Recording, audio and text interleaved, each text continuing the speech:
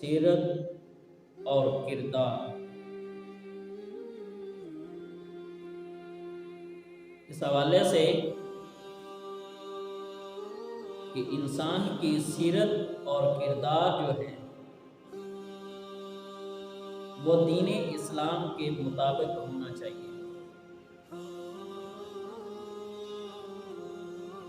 کیونکہ سیرت اور کردار کی وجہ سے ہی اسلام کی پہچان ہوتی ہے۔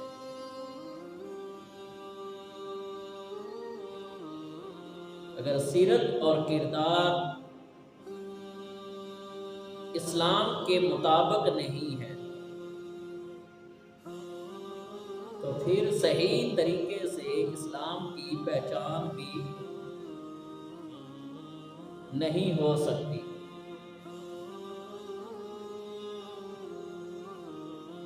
حضور داتا گنج بخش علیہ حجویری رحمت اللہ تعالی علیہ فرماتے ہیں کہ جو شخص خدا کی احکامات کو مخلوق تک پہنچانے کا اپنے ذمہ لے لیتا ہے، پھر اس شخص کو سنت کی پیروی کرنا لازم ہو جاتا ہے، پھر اس شخص کو سنت کی حفاظت کرنا پڑتی ہے۔ یہ چھوٹا سا قول ہے، لیکن اس کے اندر معنی کا سمندر موجود ہے۔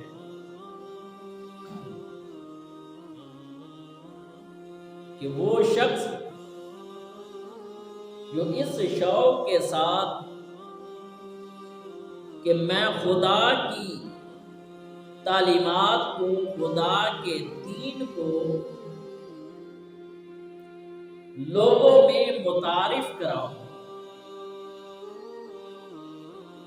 کہ خدا کی تعلیمات کو، خدا کے دین کو لوگوں تک پہنچاؤں، تو پھر اس شخص کو یہ بھی یاد رکھنا چاہیے کہ وہ شخص خدا کے دین کو کس سیرت اور کردار کے ساتھ پیش کر رہا ہے۔ کیا اس کے اپنے اعمال و افعال جو ہیں، جو اس کا نظام زندگی ہے، وہ کیا دین اسلام کے مطابق بسر کر رہا ہے؟ کیا وہ شخص اپنے آپ کو دین اسلام کے مطابق ڈھال چکا ہے؟ کیا وہ اپنی سیرت اور کردار کو دین اسلام کے مطابق سنوار چکا ہے؟ اگر وہ سنوار چکا ہے اور اپنے آپ کو اسلام کے مطابق اپنی زندگی کو گزار رہا ہے، تو پھر ہر شخص اس بندے پر بھروسہ کرے گا، اس کی تعلیم کو وہ قبول کریں گے۔ اگر اس شخص کی زندگی دین اسلام سے خالی ہے تو پھر کوئی بھی شخص اس پر بھروسہ نہیں کرے گا، اس پر یقین نہیں کرے گا۔ تو سب سے پہلے خدا کے دین کو متعارف کروانے کے لیے اپنی زندگی کو، اپنے کردار کو، اپنی سیرت کو سنوارنا ہے، تاکہ ہماری زندگی جو ہے وہ اسلام کے مطابق بسر ہو۔ تو پھر ہم لوگوں کو جب پیغام دیں گے تو وہ پھر اللہ کے پیغام کو جلدی سے قبول کر لیں گے۔ سب سے پہلے ہمارا مزاج سنورا ہوا ہونا چاہیے، ہمارا کردار درست ہونا چاہیے، ہماری سیرت جو ہے وہ خوبصورت ہونی چاہیے۔ قیام پاکستان سے پہلے لاہور میں بہت سے ہندو آباد تھے، اور ایک مخلوط محلے میں صبح صبح ایک ہندو عورت اپنے دیر تک سوئے ہوئے بیٹے کو ناراض ہو رہی تھی اور پکار کر کہہ رہی تھی، ارے موہن لال، تیرا ستیہ ناس ہو کہ تو بھی مسلمانوں کی طرح دن کے 10 بجے تک سویا رہتا۔ اب اس ہندو عورت نے مسلمانوں کو طنز کیا اور کہا کہ میرے بیٹے کہ تو بھی مسلمانوں کی طرح دن کے 10 بجے تک سویا رہتا ہے۔ اب اگر اس عورت کو یہ بتایا جاتا ہے کہ مسلمانوں پر صبح کی نماز جو ہے وہ فرض ہے اور نماز کا وقت جو ہے طلوع آفتاب کے ساتھ ہی ختم ہو جاتا ہے، تو پھر یہ کبھی بھی وہ مسلمانوں کو طنز نہ کرتی، لیکن اس نے جو طنز کیا اس وجہ سے کیا کہ اس کے ارد گرد کا جو ماحول تھا، جو مسلمان رہتے تھے وہ دن کے 10 بجے تک سوئے رہتے تھے، تو اس وجہ سے اس نے مسلمانوں کو طنز کیا۔ اگر وہ مسلمان اپنی سیرت میں، اپنے کردار میں صبح کی نماز کے لیے اٹھ جاتے تو کبھی بھی وہ ہندو عورت مسلمانوں کو طنز نہ کرتی، کیونکہ اس کے ارد گرد کا ماحول ہی ایسا تھا جس وجہ سے اس نے مسلمانوں کو طنز کی۔ تو سب سے پہلے ہم نے اپنے مزاج کو، اپنے کردار کو، اپنی سیرت کو سنبھالنا ہے، پھر ہم لوگوں کو دین اسلام کی تبلیغ کریں گے۔ اگر ہم بنی نوع انسان کو اپنی طرف مائل کرنا چاہتے ہیں، نبی آخر الزمان صلی اللہ علیہ وآلہ وسلم کے دین کی طرف ہم لوگوں کو بلانا چاہتی ہیں، تو سب سے پہلے ہم نے اپنی زندگیوں کو نبی کریم صلی اللہ علیہ وآلہ وسلم کی تعلیمات کے مطابق جو ہے وہ بسر کرنا۔ سب سے پہلے ہم نے اپنے کردار کو، اپنے مزاج کو نبی کریم صلی اللہ علیہ وآلہ وسلم کی اسوہ حسنہ کے مطابق ڈالنا ہے۔ اگر ہماری زندگی تعلیمات اسلام سے خالی ہے، اس پر عمل نہیں ہے، تو پھر ہماری تبلیغ کا اثر جو ہے وہ بے اثر ہوتا۔ اگر ہم نے اپنی زندگیوں کو تعلیمات اسلام کے مطابق ڈھال لیا ہے تو پھر ہماری تبلیغ میں بھی اثر آئے گا۔ اس لیے قرآن پاک میں اللہ پاک نے فرمایا، یا ایھا الذین آمنوا لم تقولون ما لا تفعلون، اے ایمان والا وہ بات کیوں کہتے ہو جو خود تم کرتے ہی نہیں۔ اس وجہ سے اللہ پاک ناراض ہوتا ہے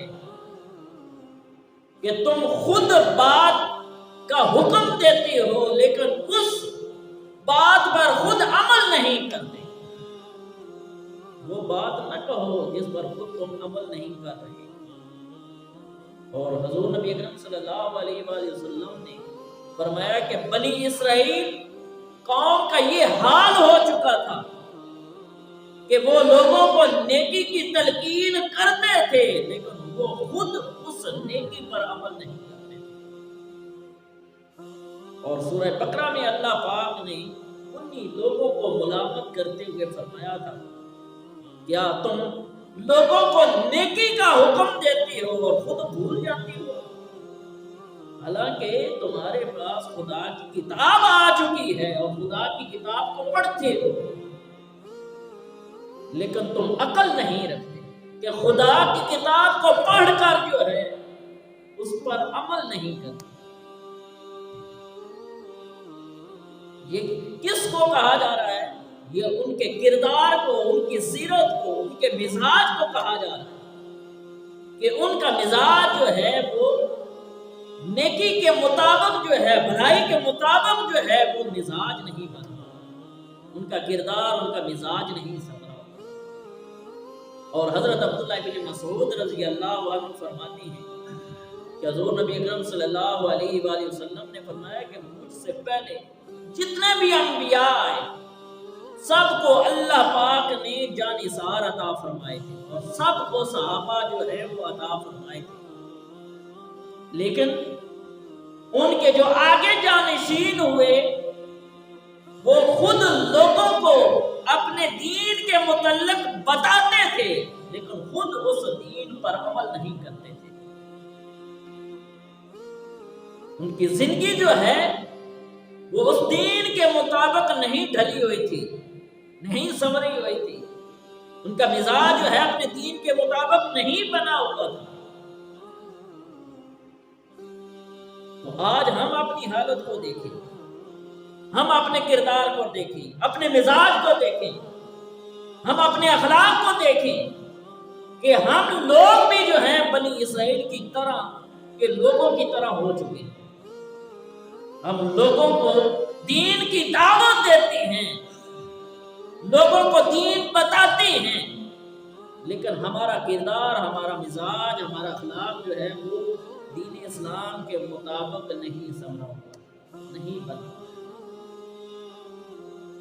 اور حضور علیہ الصلوۃ والسلام نے ایسے شخص کے متعلق ارشاد فرمایا کہ قیامت کے دن ایک شخص کو لایا جائے گا، حساب و کتاب کے بعد پھر اس کو دوزخ میں پھینک دیا جائے گا، اور پھینکنے کے بعد اس کے جسم کی انتڑیاں جو ہیں وہ باہر نکل آئیں گی اور وہ اپنی انتڑیوں کے ارد گرد گھومے گا جس طرح گدھا چکی کے ارد گرد گھومتا ہے۔ اور پھر دوزخی پوچھیں گے کہ تجھے کس وجہ سے عذاب جہنم میں ڈالا گیا، کس وجہ سے تمہیں یہ سزا دی گئی، کیا وجہ ہے؟ وہ شخص کہے گا کہ میں لوگوں کو نیکی کا حکم دیتا تھا لیکن میں خود نیکی پر عمل نہیں کرتا، میں لوگوں کو نیکی کی دعوت دیتا تھا لیکن خود میں اس پر عمل نہیں کرتا، میں برائی سے لوگوں کو منع کرتا تھا لیکن میں خود برائی سے نہیں رکتا تھا، اس وجہ سے جو ہے مجھے جہنم میں ڈالا گیا اور اس وجہ سے مجھے یہ سزا دی جا رہی ہے۔ تو اسلام ہمیں جو ہے وہ کردار سنوارنے کا کہہ رہا ہے، سیرت بنانے کا کہہ رہا ہے، اخلاقی حسنہ کا ہمیں درس دے رہا ہے کہ اگر لوگوں کو خدا کے دین کو متعارف کرانا ہے تو سب سے پہلے اپنی زندگی کو سنوارنا ہے، اپنے مزاج کو، اپنی طبیعت کو سنوارنا ہے۔ اور حضرت سیدنا فاروق اعظم رضی اللہ عنہ کے عہد میں اشاعت اسلام اس قدر پھیلا، اور امام جلال الدین سیوطی جو ہیں حضرت سیدنا فاروق اعظم رضی اللہ عنہ کی اس سیرت اور کردار کو بیان کرتے ہوئے فرماتے ہیں کہ آپ کے دور میں اشاعت اسلام اس قدر پھیلا کہ لوگ خود بخود جو ہیں اسلام کی طرف کھینچے چلے آتے تھے، اور اشاعت اسلام کی، آپ کے دور کی اشاعت اسلام کی سب سے بڑی تدبیر یہ تھی کہ آپ نے جو اسلام کا نمونہ دکھایا تھا، جو اسلام کا چہرہ دکھایا تھا، اس وجہ سے لوگوں نے اسلام قبول کرنا شروع کر دیا اور آپ نے خود بخود لوگوں کو اپنی طرف مائل کیا اور حضرت سیدنا فاروق اعظم رضی اللہ عنہ اپنے عہد میں کثرت اسلام کے پھیلنے کی جو بڑی وجہ یہ تھی کہ انہوں نے اپنی تربیت اور ارشادات سے تمام مسلمانوں کو اسلام کا اصلی نمونہ بنایا اور ایسی اسلامی فوجیں تیار کی کہ جب وہ اسلامی فوجیں دوسرے ملک میں جاتی تھی تو لوگ اسلامی فوج کو دیکھنے کے لیے اپنے گھروں سے باہر نکل آتے تھے. کیوں نکل آتے تھے؟ کہ ان کو اسلام کا حقیقی چہرہ بتا دیا گیا تھا. وہ اس حقیقی چہرے کو دیکھنے کے لیے جو ہے وہ مسلمانوں کے پاس آیا کرتے تھے, لشکر کو دیکھنے کے لیے آیا کرتے تھے کہ مسلمانوں میں سچائی ہے, مسلمانوں میں سادگی ہے, مسلمانوں میں پاکیزگی ہے, مسلمانوں میں اخلاق ہے, مسلمانوں میں اخلاص ہے. وہ اس تصویر کو دیکھنے کے لیے وہ اپنے گھروں سے باہر نکل آتے تھے. تو جب ان کو یہ اسلام کا چہرہ دکھائی دیتا تھا تو بہت سے لوگ ایسی تصویر کو دیکھ کر مسلمان ہو جایا کرتے تھے. یہ ہے اسلام کا حقیقی چہرہ جو ہم نے اپنی زندگی پر نافذ کرنا ہے. لیکن ہم تو دور تک بھی جو ہے اپنی زندگی کو ایسا نہیں سنبھال سکتے. مصر کا ایک بہت بڑا رئیس ہے, اس کو صرف اسلام کے احوال بتائے گئے تھے, مسلمانوں کے صرف حالات سے اسے آگاہ کیا گیا.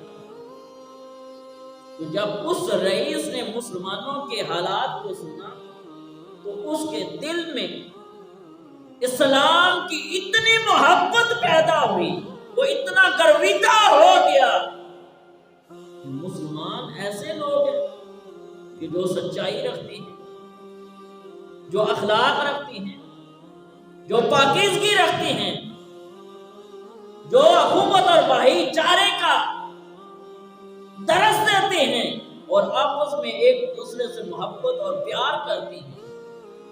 تو جب اس نے مسلمانوں کے ان حالات کو سنا تو اس کے دل پر اتنا اثر ہوا کہ وہ شخص 2000 لوگوں کے ساتھ اسلام کے دائرہ میں داخل ہو جاتا ہے, اسلام کو قبول کر لیتا ہے. یہ ہے حقیقی اسلام کا چہرہ.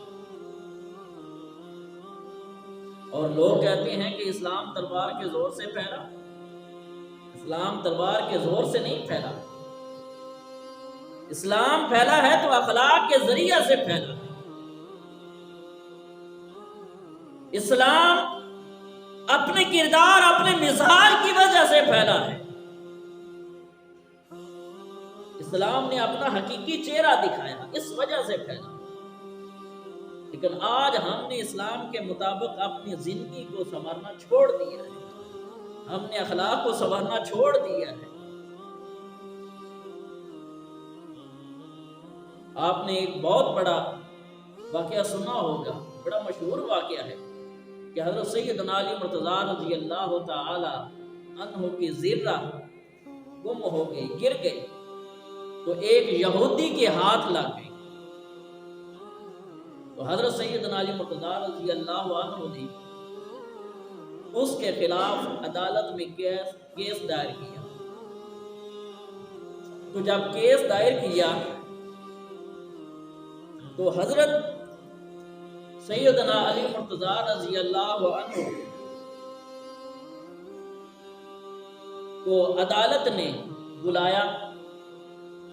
اس وقت قاضی شریح تھے, انہوں نے یہودی کو بھی بلایا اور حضرت سیدنا علی مرتضیٰ رضی اللہ عنہ کو بھی بلایا۔ اب وہ یہودی جس کے ہاتھ میں زرہ آ گئی تو اس نے صاف انکار کر دیا اور اس نے کہا کہ یہ تلوار میری تلوار ہے، اور حضرت علی نے کہا یہ میری تلوار ہے۔ تو قاضی شریح نے حضرت علی سے شہادت مانگی تو سیدنا علی مرتضیٰ رضی اللہ عنہ نے اپنی شہادت کے لیے 2 گواہوں کو پیش کیا۔ ایک گواہ اپنے بیٹے حسن کو گواہ پیش کیا اور ایک اپنے غلام قمبر کو پیش کیا۔ تو قاضی شریح نے غلام قمبر کی شہادت قبول کر لی، لیکن بیٹے حسن کی شہادت کو قبول نہ کیا۔ اب حضرت سیدنا علی مرتضیٰ رضی اللہ عنہ کہتے ہیں کہ اے قاضی شریح، کیا تم نے نبی صلی اللہ علیہ وآلہ وسلم کا یہ فرمان نہیں سنا کہ حضور نے فرمایا تھا الحسن والحسین سیدہ شباب اہل الجنہ، کہ حسن و حسین جو ہیں یہ جنتی جوانوں کے سردار ہیں۔ تو قاضی شریح نے کہا کہ میں نے یہ فرمان سنا ہے، لیکن باپ کے مقابلے میں بیٹے کی جو گواہی ہے وہ معتبر نہیں ہے، وہ قابل قبول نہیں ہے۔ تو حضرت سیدنا علی مرتضیٰ رضی اللہ عنہ نے اس فیصلے کو تسلیم کر لیا اور وہ زرہ یہودی کے پاس رہنے دی۔ تو جب یہودی نے اس فیصلے کو دیکھا کہ مسلمانوں نے کس قدر انصاف کیا ہے، تو اس کے دل پر، اس یہودی کے دل پر اس قدر اثر ہوا کہ اس نے اقرار کر لیا اور کہا کہ اے علی، یہ جو زرہ ہے یہ تمہاری ہی ہے۔ یعنی ایک قاضی جو ہے وقت کے خلیفہ، وقت کے امیر المومنین کے خلاف فیصلہ کر رہا ہے، اور وہ یہودی فیصلہ دیکھ رہا ہے، سن رہا ہے کہ حق میں وقت ہیں، خلیفہ وقت ہیں، ان کے خلاف فیصلہ ہو رہا ہے اور وہ اس فیصلے کو قبول کر رہے ہیں۔ تو اس وجہ سے ان کے اس یہودی کے دل پر اتنا اثر ہوتا ہے اور وہ زرہ حضرت علی کو واپس بھی کر دیتا ہے اور پکار کر کہتا ہے کہ اے علی، تمہارا دین بھی سچا ہے اور تمہارا نبی بھی سچا ہے۔ اور وہ حضرت علی کے قدموں میں آ کر کہتا ہے کہ مجھے آپ کلمہ حق پڑھا دیں۔ یہ ہے اسلام کا حقیقی چہرہ، یہ ہے اسلام جو ہمیں اس طرح بنانا چاہتا ہے کہ اپنے مزاج کو، اپنے کردار کو سنوار دیں۔ آج ہم اپنے معاشرے میں دیکھیں ہمیں کس طرح کا انصاف مل رہا ہے۔ امیروں کے لیے الگ انصاف بنا دیا گیا ہے، غریبوں کے لیے الگ انصاف بنا دیا گیا ہے۔ امیروں کو تو چھٹی کے دن بھی انصاف مل جاتا ہے، غریب مر جاتا ہے اس کے 20, 30, 50 سال بعد جو ہے مرنے کے بعد انصاف دیا جاتا ہے۔ ہمارا تو معاشرہ اس طرف چلا گیا، ہمارا تو کردار جو ہے امیروں کی طرف چلا گیا۔ اس لیے تو نبی کریم صلی اللہ علیہ وآلہ وسلم نے فرمایا کہ وہ قومیں تباہ و برباد ہو جاتی ہیں کہ جن قوموں میں انصاف نہیں کیا جاتا، وہ ذلت و رسوائی کا سبب بن جاتی ہیں، وہ ملک تباہ و برباد ہو جاتے ہیں، وہ ملک زوال کا شکار ہو جاتے ہیں کہ جن میں انصاف نہیں ہوتا، انصاف نہیں کیا جاتا۔ یہ جو ترقی یافتہ ممالک ہیں جن میں ہم بھی جانا پسند کرتے ہیں، ہم یورپ میں جانا پسند کیوں کرتے ہیں؟ ان میں صرف کلمہ نہیں ہے، لیکن انہوں نے اسلام کے سارے قوانین اپنا لی ہیں۔ ان میں انصاف ہے، ان میں اخلاق ہے، ان میں سادگی ہے، ان میں عاجزی ہے، ان میں جھوٹ نہیں ہے، ان میں سچائی ہے۔ تو آج ہم اپنے ملک دیکھیں جو کلمہ حق لا الہ الا اللہ محمد رسول اللہ کی بنیاد پہ بنا تھا۔ تو ہم دیکھتے ہیں کہ ہمارے ملک میں انصاف نام کی کوئی چیز نہیں، کتنے سہنے ہوئے، کسی ایک کو بھی آج انصاف ملا؟ کسی غریب کو انصاف ملا؟ کیوں نہیں ملا؟ کہ ہم نے اپنی زندگیوں کو دین اسلام کے مطابق نہیں ڈھالا ہوا، اپنی سیرت کو، اپنے کردار کو دین کے مطابق نہیں بنایا ہوا اور نہیں سنوارا ہوا۔ لوگ ہماری دعوت کو کیوں نہیں قبول کرتے؟ اس وجہ سے نہیں کرتے کہ ہمارا مزاج جو ہے وہ اسلام کے مطابق نہیں بنا، اخلاق ہمارا جو ہے وہ اسلام کے مطابق نہیں ہے۔ حضرت عمر بن عبدالعزیز رضی اللہ عنہ نے بادشاہوں کو اسلام اور اطاعت کی طرف اس شرط کے ساتھ دعوت دی۔ اب دیکھیے کہ ان کا مزاج، ان کا کردار، ان کی سیرت کیسی تھی۔ اس شرط کے ساتھ دعوت دی کہ تمہاری بادشاہی میں کوئی دخل نہیں کرے گا، اور جو ذمہ داریاں مسلمانوں پر عائد ہوں گی وہی ذمہ داریاں تم پر عائد ہوں گی، جو مسلمانوں کو حقوق ملیں گے وہی تمہیں حقوق ملیں گے۔ تو جب ان بادشاہوں کو حضرت عمر بن عبدالعزیز کا حقیقی چہرہ معلوم ہوا، حال معلوم ہوا، حضرت عمر بن عبدالعزیز کے حالات کو جب انہوں نے جان لیا تو بہت سے بادشاہوں نے جو ہے اسلام قبول کر لیا۔ یہ ہے ہمارا کردار۔ اسلام جو پھیلا وہ اخلاق کے ذریعے سے پھیلا ہے۔ آج کے دور میں اگر ہم نے اخلاق چھوڑ دیا ہے، اپنے مزاج کو اسلام کے مطابق بنانا چھوڑ دیا ہے، سیرت کو ہم نے بنانا چھوڑ دیا ہے، تو یہ الگ بات ہے۔ بہت مشہور صوفی حضرت بایزید بستامی رضی اللہ عنہ کا کردار دیکھیے۔ آج کوئی غیر مسلم ہمارے ساتھ کوئی کھڑا ہو جائے تو ہم ناپسندگی کا اظہار کرتے ہیں، ہم کہتے ہیں یہ دور ہو جائے۔ تو ان کے پڑوس میں ایک آتش پرست رہتا تھا، وہ ایک دن کسی سفر پر چلا گیا۔ اب اس کے گھر ایک بیوی تھی، ایک نومولود بچہ تھا۔ اب ان کے گھر چراغ نہیں تھا، اندھیرے کی وجہ سے وہ نومولود بچہ رات کو روتا۔ حضرت بایزید بستامی رضی اللہ عنہ کو پتا چلا تو آپ چراغ جلا کر مغرب کے بعد اس کے گھر دے آتے، اور آپ نے یہ معمول بنا۔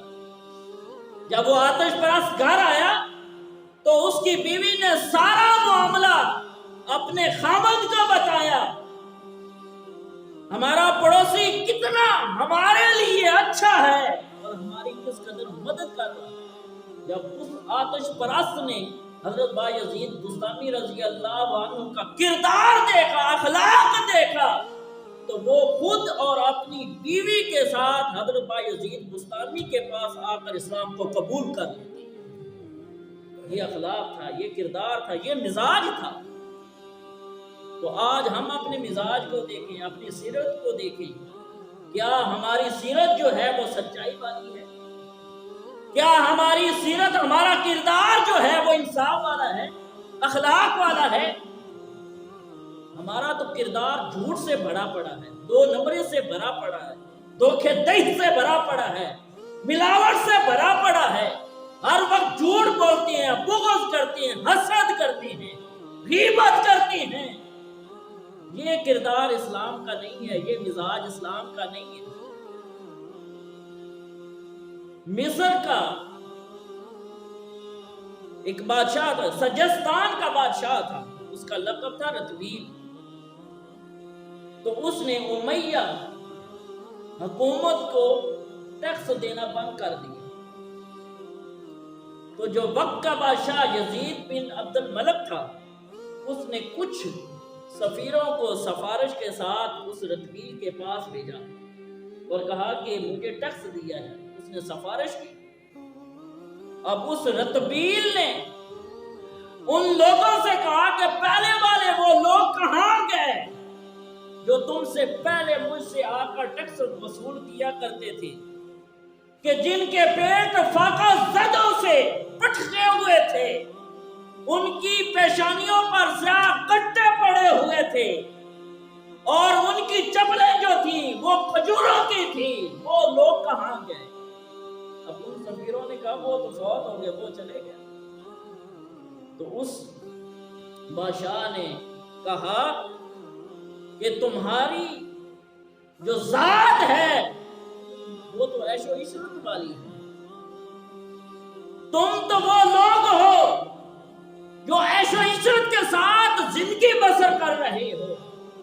ان لوگوں کو دیکھوں یا تمہیں دیکھوں، وہ تو لوگ وعدے کے پابند تھے، وہ تم سے زیادہ طاقتور تھے، وہ سچائی والے تھے، وہ اخلاق والے تھے، ان کا مزاج خوبصورت تھا، ان کی عادت اعلیٰ تھی. اور تمہاری زندگی جو ہے وہ عیش و عشرت والی ہے. لہذا میں تم میں ٹیکس نہیں، میں تو ان لوگوں کو دوں گا جو لوگوں کی کفالت کریں گے، لوگوں کو حق دیں گے، لوگوں کی مدد کریں گے. میں تو ان لوگوں کو ٹیکس دوں گا جنہوں نے اپنے مزاج کو، اپنے کردار کو، اپنی طبیعت کو سنوار لیا ہے. تو سامعین ذوالفقار، اگر مسلمانوں کا یہی حال رہا اور اپنے کردار کو، اپنے مزاج کو، اپنی طبیعت کو نہ سنوارا تو پھر ہم کمزور سے کمزور تر ہوتے چلے جائیں. اگر ہم میں اچھے اخلاق نہ آئے، ہمارا اچھا مزاج نہ بنا، اچھی عادات نہ بنی، ہم انصاف دینے والے نہ بنے، تو پھر اسلام کی راہیں جو ہیں، اسلام کے راستے جو ہیں وہ بھی کمزور ہو جائیں، جیسا کہ ہم کمزور کر چکے ہیں. آئے روز ہم پر کافر جو ہے وہ ہم پر غالب ہوتا جا رہا ہے اور ہم ذلت اور رسوائی کا سبب بن رہے ہیں. وجہ یہی ہے کہ ہم نے دین اسلام کے مطابق جو ہم نے اپنے کردار کو سنوارنا تھا وہ ہم چھوڑ چکے ہیں.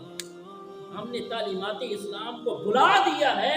اگر آج بھی ہم دین اسلام کے مطابق اپنی زندگی کو سنوار لیں گے تو پھر اسلام بھی جو ہے وہ مضبوط ہو. دعا ہے کہ اللہ پاک ہمیں